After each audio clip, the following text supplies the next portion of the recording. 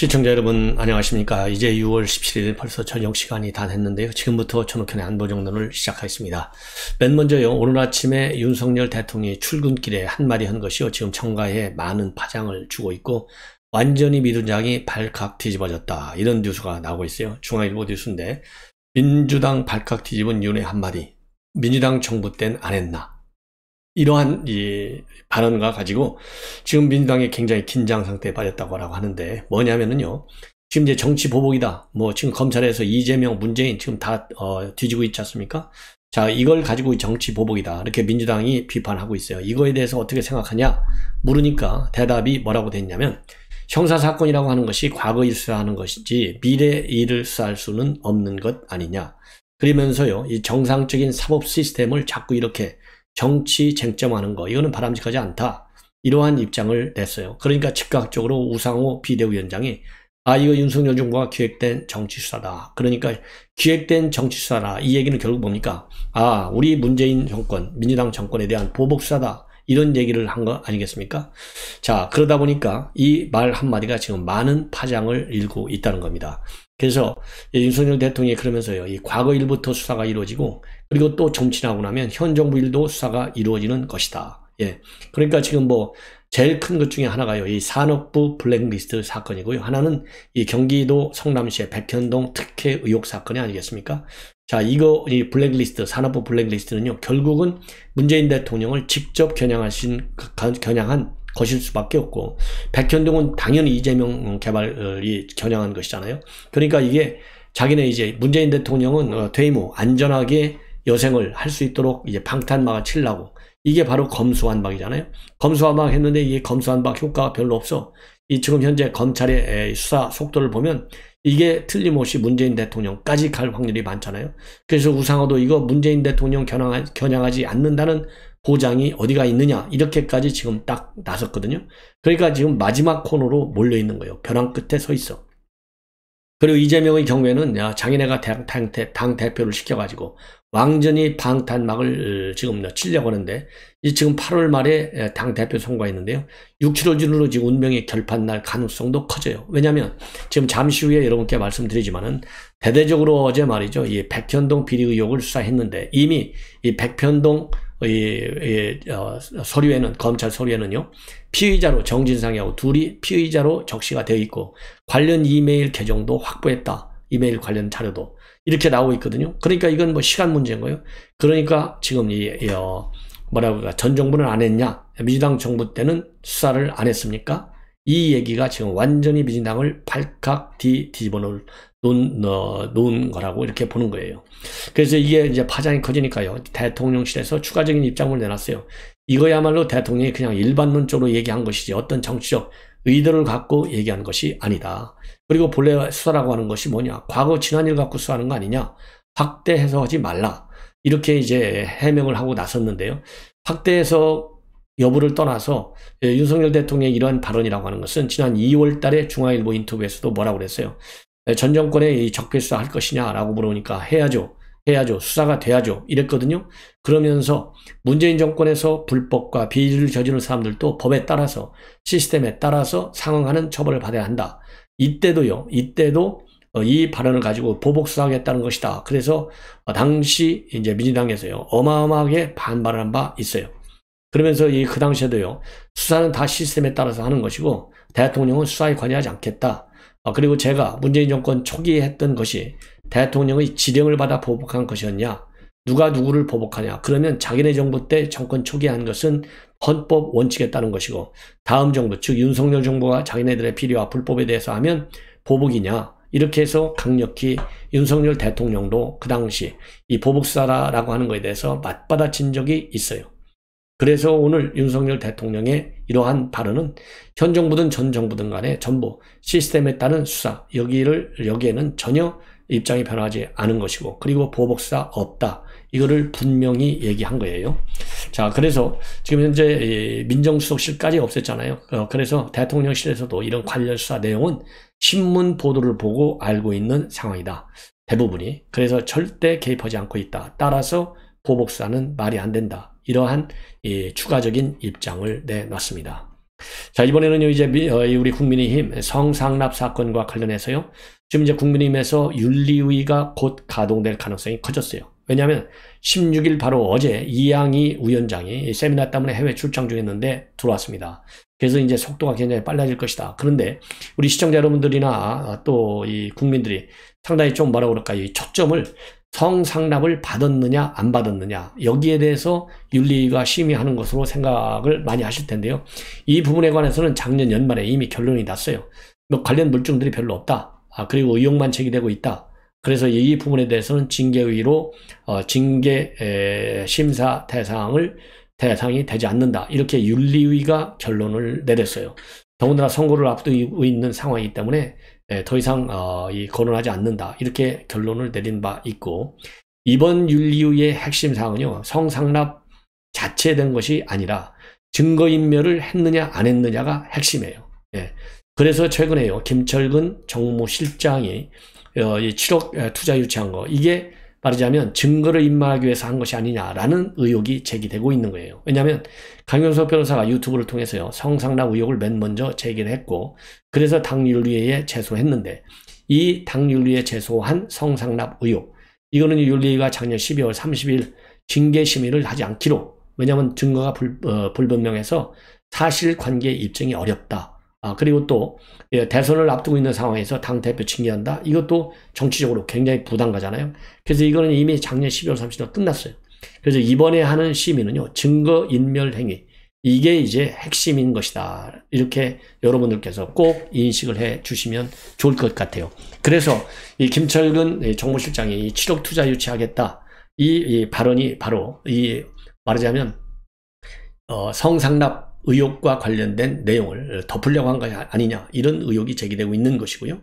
자, 그래서 7억 투자 유치설과 관련된 내막을 당 기조국에서 정확히 파악을 해서 소명을 하라, 이렇게 윤리위가 기조국에 요청을 했는데, 이 직원이 바로 이 한교 사무총장 밑에 있는 부하 직원이기 때문에 한교 사무총장한테 얘기했더니 그럼 깔아 뭉개라 해서 뭉갰다라는 의혹까지 제기되고 있고요. 한교 사무총장은 거기에 대해서 사무총장이 개입할 일이 아니다. 그렇게 깔아뭉갠 적이 없다. 이런 입장을 내놓고 있고, 지금 그래서 이게 이제 핵심적 사항 중에 하나가 바로 7억 투자 유치설의 의미다. 이렇게 보여집니다. 그래서 지금 전반적으로 오늘 또 이제 보도를 내용을 하는 거 보면 이 대표를 포함한 이 대표 측근 인사들은요, 철저히 부인하고 있어요. 그래서 4개 단계가 있는데요. 징계 수준에는 경고, 당원권 정지, 그 다음에 탈당 권고 제명, 경고, 제일 낮은 경고마저도 받아들일 수 없다. 이러한 강경한 입장으로 되어 있다고 합니다. 그래서 이준석 대표 측에서는요, 지금 윤리위가 이거를 심사할 때가 아니고, 먼저 경찰의 수사 결과가 나오는지를 보고, 그 수사 결과를 보고 나서 결정을 해야 될 것 아니냐, 이렇게 반발을 하고 있고요. 또 이 당내 일각에서는 무슨 소리냐, 이 당 윤리위 결정하고 수사는 별개다. 그러면서요, 예를 들고 있는 것이 작년 8월에 말이죠, 부동산 투기 의혹이 제기됐던 의원들 6명에 대해서 제명 또는 탈당 권고 징계를 결정한 예를 들고 있습니다. 그 당시에도 경찰 수사 결과 나오기 전에 제명하라, 제명한다, 그 다음에 탈당 권고 조치를 내렸잖아요. 그렇기 때문에 윤리위 결정과는 별개다. 윤리위와 경찰 간의 상관관계는 없다. 이렇게 주장을 하고 있는 사람들도 지금 당내에는 많이 있다. 이런 보도가 나오고 있습니다. 그래서 지금 이제 이 성상납, 뭐라고 그러죠? 이 증거인멸 의혹, 이 관련된 윤리위의 결정이 상당히 이제 초미의 관심이 되고 있는데요. 이것도 빨리 결정해야 되겠다. 그래야 이 논란이 논란이 없어지지 않을 거 아니냐. 이런 생각이 들고요. 그 다음에는 이준석 대표가 오늘도요, 이 방송에 나와가지고 지금 이제 김건희 여사 이 사적 채용 논란이 되고 있어요. 왜냐하면 이번에 봉화마을 갈 때 수행했던 직원들 2명이 이미 이제 대통령실 직원으로 채용이 됐는데, 코바나 컨텐츠에서 같이 이제 김건희 여사를 모시고 있었던 이제 직원 2명이 대통령실 직원으로 이제 들어간 거예요. 그러니까 어공이 된 것이죠. 그러다 보니까 야권에서 굉장히 여기에 대해서 비판하고 있는데, 이 부분에 대해서 저도 그렇게 말씀을 드렸지만은 이준석 대표도 오늘 충분히 가능한 거다. 충분히 가능한 것이다. 그래서 대통령께서도 대통령실 비서진을 구성할 때 전문성을 갖춘 인사들도 뽑고, 오래 일해서 호흡이 맞는 인사도 뽑고 이렇게 다 균형을 맞춰 간다. 윤석열 정부에서 국민 눈높이에 맞는 소통, 행보를 보이겠다는 취지. 또 제2부속실이 운영되면 단순히 영부인이나 가족들을 관리하는 역할뿐만 아니라 때로는 전행을 했기 때문에 국민들에게 지탄의 대상이 된 것 아니냐. 그런 부분을 피하자는 취지로 시스템을 짰었는데 그런 형태가 아닌 다른 형태로도 괜찮지만은 영분의 안전 등은 굉장히 중요하기 때문에 공적인 부분에서 관리가 될 수 있으면 좋겠다. 이 부분은 언급하는 순간 제2부속실 부활이냐 이렇게 몰아갈 수 있기 때문에 조심스럽게 접근하고 있고 최소한의 경호라든지 이런 걸 위해서도 최소한의 공적인 관리는 필요하다는 생각은 많은 분들이 하고 있는 것 같다. 이렇게 밝히고 있는데요. 저도 근본적으로 동의를 합니다. 그래서 최소한의 인력으로요, 전문적으로 보좌하는 보좌팀이 있어야만이, 더군다나 이 김건희 여사, 지금 이제 다자정상에도 많이 나가야 되고요. 국내적으로도, 이 대통령 부인으로서의 역할, 행보, 이런 것들이 굉장히 많잖아요. 오늘 또 이 보훈 유가족들이 오찬을 하는 데 있어서, 이 김건희 여사가 다른 때는 이제 윤석열 대통령의 한 발짝 뒤를 이렇게 떨어져서 동행하는 모습이 있었는데 오늘은 윤석열 대통령하고 나란히 이렇게 보행을 했어요.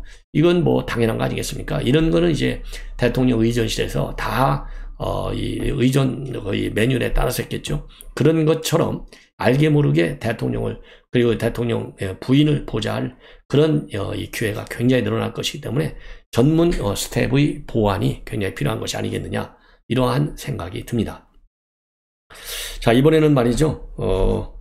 이번에는 지금 홍준표 의원이 홍준표 대구시장이요 당선인이 매일같이 SNS 하고 있는데 이건 이 중앙정부와 관련된 입장 그리고 또 대구시장 당선인으로서 앞으로 대구시장을 해야 되기 때문에 미리 메시지를 전하는 양 측면이 다 있다고 보는데요. 오늘 또 마찬가지입니다. 왜냐하면은 지금 이제 문제가 되고 있는 것이 한상혁과 그다음에 전현희 권익위원장 이 사람들이 이제 이번 주에 말이죠. 국무회의에 참석하지 마라. 그래서 참석하지 않았어요. 이걸 가지고 왜 사퇴 압박을 하는 거냐. 이렇게 야권에서는 프레임을 걸고 있어요. 그러니까 지금 마침 산업부의 블랙리스트가 수사선상에 올라와 있지 않습니까? 그러니까 산업부 블랙리스트도 일종의 사퇴 압박 차원에서 한 건데 그러면 이 한상혁이라든가 이 전현희 이 마찬가지로 사퇴 압박 너희들도 블랙리스트 범행을 저지르고 있는 거야. 이렇게 지금 야당이 프레임을 씌우고 있잖아요. 버티고 있어요. 그러니까 윤석열 대통령도 오늘 아침에 출근길에 그거는 그 사람들이 알아서 하는 거야. 이 법대로 하면 법대로 본인들이 알아서 해. 이렇게 나와 이 발언을 했지 않습니까? 자, 그러면서 서로 생각이 다 다른데 임기가 있으니까 그러니까 자기들이 알아서 할 문제가 아니냐. 그렇게 얘기를 했지만은요. 이 생각이 다 다른 사람들이 국무위원 하려고 그래서 앉아있으면 이거 툭 터놓고 얘기하겠느냐. 그래서 사실상 윤석열 대통령도 이분들이 앉아있는 거, 이거 본인들이 빨리 정해라. 이 얘기나 마찬가지고요. 권성동 원내대표도 이 방통이라든가 권익위는 정부의 핵심 부처인데 대통령과 철학이 다른데 그 자리에 앉아있는 게 말이나 되냐. 그러면서 이 행정부처의 수장이 누구냐. 대통령인데 철학도 맞지 않는 사람들이 자리에 연명하는 거. 정치 논리적으로 있을 수가 없다. 이렇게 비판했는데요. 마찬가지로 홍준표 시장도 이거는 빨리 결론을 내야 된다. 이렇게 얘기를 했어요. 그래서 정권이 바뀌면은 전 정권에서 코드 인사로 임명된 정무직들은 당연 상당 퇴직이 맞는데 임기를 내세워서 임기까지 버티겠다는 거 이거는 후한무치한 짓이다. 도대체 직업공무도 아닌 정무직이 무슨 의미가 있느냐. 그러면서요. 정부 성격도 다르고 통치 방향도 다른데 굳이 임기를 채우겠다는 것은 몽리나 다름없다. 그러면서 이미 문정권이 이른바 블랙리스트 사건을 저지른 것도 바로 그런 것 때문이 아니겠느냐 이렇게 덧붙이고요. 그것은 중앙정부나 지방정부나 이치가 똑같다. 여기가 굉장히 중요해요. 지방정부가 중앙정부나 이치가 똑같다. 논리가 똑같다는 얘기잖아요. 대구시장 내가 바뀌었잖아. 나하고 코드가 맞지 않는 기관장들 알아서 빨리 사표 내고 나가. 이 얘기나 마찬가지가 아닌가. 그래서요, 이 중앙정부 차원에서도 이 윤석열 대통령과 권성동 원내대표의 발언을 가지고 야당이 문제를 삼고 있는데 이제 대구시에서도 말이죠. 오늘 홍준표 당선인의 발언을 가지고 조금 논란이 있지 않을까 하는 생각이 듭니다. 당연히 그만두고 나가야죠. 제가 보기에는. 그리고요, 이제 어제 이제 성남시청을 털었잖아요. 한 수사관들 10명이 8개를 쭉 다 훑었는데, 이번에는 시장실과 부시장실 다 훑었어요. 그런데 지금 보도에 따르면은 시장실과 부시장실도 압수수색이 나왔는데 가져간 것은 없는 것으로 안답니다. 그러니까 이게 뭐 맹탕 압수수색한 것밖에는 되지 않나요? 참 걱정이 되는데, 문제는 뭐냐? 지금요 이 보도에 따르면은 이 백현동 의혹과 관련해서 이재명과 정진상의 이메일을 지금 경찰에서 확보했다. 그래서 이 경찰의 뭐라 그럴까요? 이 압수수색 영장을 보면은 이재명과 정진상 모두 다 피의자로 적시되어 있다. 압수수색 영장에. 이렇게 지금 보도가 나오고 있어요.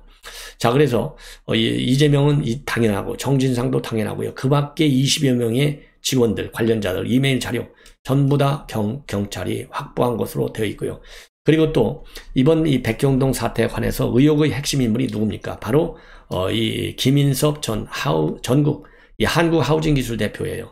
이 김인섭, 그러니까 이재명의 선대 본부장을 한 사람, 아주 측근 중에 측근. 그 다음에 이 시행사가 어디냐면 아시아 디벨로퍼 대표, 이 정모 회장으로 되어 있잖아요. 이 두 사람의 자택도 전부 압수수색을 했다고 합니다.